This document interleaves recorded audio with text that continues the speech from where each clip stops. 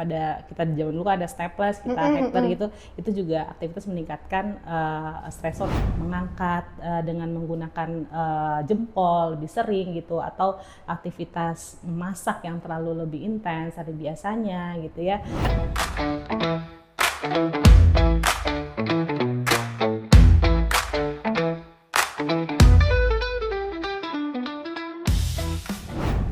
Pernah nggak sih kamu ngerasa pergelangan tangannya itu nyeri banget pas angkat bayi atau bahkan buka toples aja susah? Bisa jadi itu bukan pegel biasa loh, mungkin aja itu mommy wrist. Halo, aku fisioterapis dari Cura, fisioterapis Ripka. Hari ini bersama dengan Dokter Intan. Hai. Salah satu dokter spesialis rehab medik dari Cura. Hari ini kita mau bahas tentang mommy wrist. Sebelumnya mommy wrist itu apa sih, Dok? Mommy wrist itu sering banget ya sekarang didengar gitu, mommy wrist, atau sering juga disebut dengan mommy thumb atau baby wrist. Sebenarnya memang nyeri yang terjadi di daerah sekitar thumb kita ini, thumb atau jempol kita ini, makanya sering dibilang itu adalah mommy thumb gitu ya. Dan kenapa sering pada dibilang mami, karena memang sering pada ibu-ibu muda. Sebenarnya dari istilah kedokteran sendiri ini merujuk kepada the Quarvain tenosynovitis gitu. Jadi di mana terjadi peradangan di selubung tendon yang ada di daerah sekitar jempol kita ini gitu. Kenapa itu terjadi? Seringnya itu adalah kalau pada ibu-ibu muda itu adalah karena adanya aktivitas baru yang dikerjakan, yaitu seperti menggendong anak, sehingga sering banget aktivitas kayak repetitive injury ketika kita mengangkat begini, dan ini stresornya semakin meningkat sehingga menyebabkan terjadinya inflamasi di sendi ini gitu, bukan di sendi, di sekitar selubung tendonnya itu karena pergerakan yang terus menerus gitu sih. Berarti mommy wrist itu memang karena adanya peradangan tendon di area ibu jari sini ya, Dok, ya? Itu kalau kita bisa bilang ototnya itu adalah APL EPB ya, di mana dia memang untuk berfungsi untuk menggerakkan si tangan kita ini seperti ini, abduksi dan juga ekstensi dari si thumb That's gitu. why sakitnya pada saat kayak gini ya, Dok, Iya, ya? begitu. Oke deh, tadi dokter udah bilang beberapa pemicu dari mommy wrist ini. Boleh disebutin lagi nggak sih, Dok, aktivitas pemicu yang menyebabkan si mommy wrist ini? Aktivitas pemicu ya tadi seperti saya bilang adalah gerakan repetitif ya. Repetitif itu adalah gerakan yang berulang terus menerus dan mungkin juga baru dikerjakan. Ya seperti tadi kayak menggendong bayi, ataupun ketika kita mungkin masak ya, masak terus pegang wajan, ngangkat suatu wajan pakai tangan sebelah kiri aja dengan wajan yang berat, dan itu juga akan meningkatkan stresor di daerah tangan sini. Kemudian juga seperti aktivitas mengetik juga bisa, ataupun seperti halnya melakukan step kalau pada kita di zaman dulu ada staples, kita hektar gitu, itu juga aktivitas meningkatkan stresor di daerah pergelangan tangan gitu.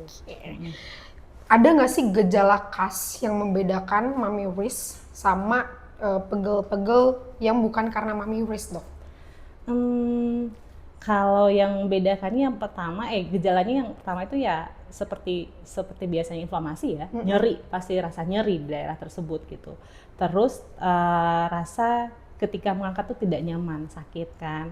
Terus habis itu, tapi ketika kita lakukan pemeriksaan, biasanya khas itu adalah namanya Finkelstein test. Itu tangan kita begini posisinya, terus dimasukkan, yang gampang dikerjakan, masukkan ke dalam begini, terus ditekuk begini, terus kita letakkan begini. Nah, ketika ada rasa nyeri di sini, kemungkinan kamu mengalami the Quarvain tenosynovitis atau tadi yang bilang mommy wrist. Nah, tapi banyak hal lain sebenarnya di sini juga yang bisa terjadi selain itu gitu. Bisa aja ada osteoartritis juga bisa, atau masalah lain lebih di atasnya seperti intersection syndrome itu juga bisa. Dan itulah gunanya ketika ada ditemukan seperti itu rasanya, boleh segera berkonsultasi ke dokter sih. Oke, berarti ada nih tes khususnya yang bisa dikerjain sendiri di rumah. Tadi caranya ditekuk jempolnya ke dalam, terus ininya digenggam, terus ditarik ke bawah kayak gitu, iya, ya, Dok, ya. iya. Kalau ada nyeri itu kemungkinan tadi ya mommy wrist ya, Dok, mengalami mommy wrist atau memang sudah ada mommy wrist. memang gitu. sudah ada mommy wrist. Berarti kalau misalkan memang ada nyeri dan memang dia nggak hilang-hilang, harus dicek langsung ke dokter ya, Dok, ya. Saya sarankan demikian, karena memang selain itu pun, karena di sini banyak yang lain juga ya, ada sendi juga, ada juga sambungan otot yang lain, dan mungkin ada masalah lain selain mommy wrist ini yang terjadi gitu. Nah, jadi sebaiknya sih dikonsultasikan untuk mendapatkan juga penanganan yang tepat. Oke deh. Nah, kalau misalkan case mommy wrist ini biasanya perlu waktu berapa lama untuk sampai dia sembuh atau kemungkinan sembuhnya kecil dok? Sebenarnya ya balik lagi ya ke mami ya, kepada ibu-ibu kan biasanya gitu, dan memang mungkin pada waktu hamil juga itu bisa ya, karena ada retensi dari cairan juga karena perubahan hormon, terus karena aktivitas yang setelah melahirkan terus baru menggendong bayi atau banyak lah memandikan segala macam gitu ya. Nah itu sebenarnya bisa dilakukan penanganan. Kalau memang ada nyeri di daerah tersebut, ya istirahatkan dulu gitu. Nah, berapa lama kita harus istirahatkan? Sebenarnya dengan dilakukan penanganan konservatif itu bisa sih rata-rata sekitar 4-6 minggu ada perbaikan gitu. Tapi ada juga kasus yang persisten lama. Jadi nggak bisa sama nih, jadi berbeda-beda antar setiap orang gitu. Dan apa yang akan dilakukan tergantung lagi dari pemeriksaan seberapa parah nih si mamiurisnya gitu. Berarti tergantung, tetap harus dicek dulu buat memastikan ini progresnya berapa lama. Tapi kalau misalkan memang aktivitasnya terus berulang ya nggak akan sembuh. Iya, dengan sulit cepat jadinya. ya. Yang penting itu istirahatkan dulu sih prinsipnya. Tapi gimana ya dok, itu juga ibu-ibu Karena ya.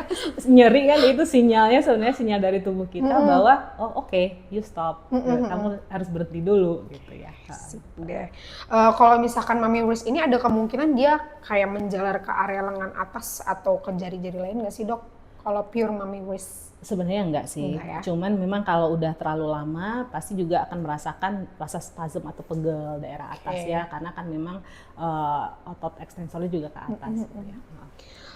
Berarti langkah awal yang bisa dilakukan oleh ibu-ibu di rumah buat kalau misalkan nih ada nyeri dan kemungkinan ada mamiuris dan belum sempat nih kemungkinan untuk ke dokter atau ke fisioterapi, apa yang bisa dilakukan di rumah dok? Yang pertama istirahatkan dulu tangannya, kemudian lihat cara apa sih yang kita kerjakan tadi, seperti yang aku bilang ke Ripka juga, mungkin ada aktivitas yang memang terlalu sering seperti mengangkat dengan menggunakan jempol lebih sering gitu, atau aktivitas memasak yang terlalu lebih intens dari biasanya gitu ya.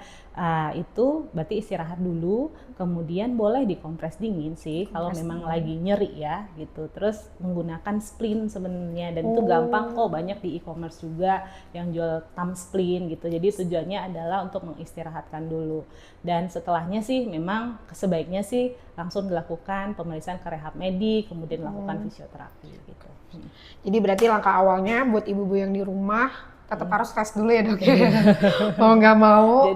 Jadi misalnya menggendong, kalau kamu biasanya menggendong begini, ya kamu gendongnya berubah posisi lah gitu. Jadi kamu jangan terlalu menggunakan beban di jempolnya untuk menggendong gitu. Jadi kalau mengambil anak ya jangan menggunakan seperti ini kan, kalau kita ngeraih anak misalnya keteknya nih, ketek apa sih, ketiak, keteknya dipegang terus diangkat, kemudian nah itu juga salah ya sebenarnya, pembebanan yang berlebihan di sini. Nah kamu ambil dari belakang, kamu bisa letakkan bayinya atau anaknya di daerah wristnya gitu, daerah pergelangan tangan, jadi biar lebih stabil gitu untuk pegangannya juga gitu. Berarti kita nggak boleh neken ibu jari banget ya dok ya, kita harus bawa bebannya itu di tengah-tengah antara. Iya, kita ubah lah posisinya posisinya diubah, karena memang kalau misalkan bukan bayi aja ya dok, kita banyak buat aktivitas main HP deh. Iya, main HP aja tuh sering banget pasti akan sakit juga ya, apalagi kan bayi bebannya tuh lumayan ya. Apalagi kalau anak yang sudah besar, misalnya kayak udah 6 bulan ke atas kan itu lumayan berat ya kalau yang bayi sehat ya. Dan ya kalau memang sudah tidak terlalu perlu digendong, ya nggak usah digendong ya. Jadi bisa ditaruh di strollernya gitu kan, kayak gitu sih. Berarti tadi bisa rest dulu, istirahat, terus dikompres air dingin ya dok. Itu kurang lebih berapa menit dok? Kalau untuk kompres dingin boleh dikerjakan 5-10 menit, oke. 5-10 menit, terus tadi tapi jangan dimasukkan KRS ya, dikompres. Dikompres ya. Saya suka salah nih gitu. Kompres dingin terus dia masukkan air dingin, saya buku dok. Berarti dikompres air dingin itu teman-teman, esnya itu dimasukin ke anduk dulu biasanya, atau kayak biasanya ada ice bag gitu ya dok ya. Itu boleh kalau kalian punya, atau ice gel yang bisa dipakai berkali-kali, itu nanti tetap dibalut dulu sama handuk, terus baru ditaruh. Jadi jangan direndam, karena akan freezing pasti. Terus tadi pakai splint ya dok ya. Splinnya yang Bisa. khusus untuk ibu Ada jari. thumb spleen namanya. Itu dipakainya selama aktivitas berarti. Dan malam pun sebenarnya malam. ya, karena kan kita rest di waktu malam dan itu memang dia lebih untuk rest ya, sebenarnya lebih bagus di waktu malam gitu. Nah kadang-kadang kalau misalkan penggunaan splint itu kan kadang ada yang nggak betah ya dok ya. Ada apa namanya alternatif lain nggak sih dok? Kayak misalkan biasanya kan ada yang pakai tapping gitu, itu ngaruh nggak dok? Oke. Kalau tapping sebenarnya oke, bisa juga, cuman kan nggak bisa pakai sendiri ya. Betul. Kamu harus ke fisioterapis dulu nih. Ke dokter Intan juga Aku nih. juga nih. Iya betul Jadi kan teman-teman. nggak bisa pasang sendiri gitu. Bukan hanya sesuatu hal yang ditempelkan, tapi kan ada tekniknya ya untuk kita memasangkan si tapping tersebut gitu. Jadi kalau misalkan memang nggak betah pakai splint, teman-teman boleh datang ke dokter Intan atau ke fisioterapi di Cura buat dimasakin tapping. Terus selain itu juga kita di fisioterapi kan harus dirilis gitu dulu ya dok ya, diturunin dulu nyerinya dengan cara modalitas elektroterapi yang ada di Cura. Terus ya tetap harus rest ya dok ya sama. Jadi untuk penanganannya sebenarnya yang gampang di rumah tadi itu ya rest gitu ya. Icing, terus pakai thumb splint, masih ada nyeri juga, datanglah untuk pemeriksaan di dokter, kemudian untuk di rehab medik dan fisioterapi sendiri itu sebenarnya ada berapa alat kan? Ya, kita sebenarnya banyak sih alat-alatnya dan sebenarnya di Cura lengkap semua sih di Cura. Ada US, ultrasound itu juga bisa. Ya, ada high laser terapi itu juga bisa untuk menanganinya. Kemudian di tapping juga oke. Kenapa US itu adalah dia untuk bantu mengurangi inflamasinya lagi, dengan di high laser lebih bagus lagi karena dia akan membantu regenerasi, perbaikan dari jaringan yang rusak tersebut. Kemudian dilakukan tapping kita bisa untuk memberikan dia ketika tapping itu dipasang, dia akan mengangkat si kulit ya sebenarnya.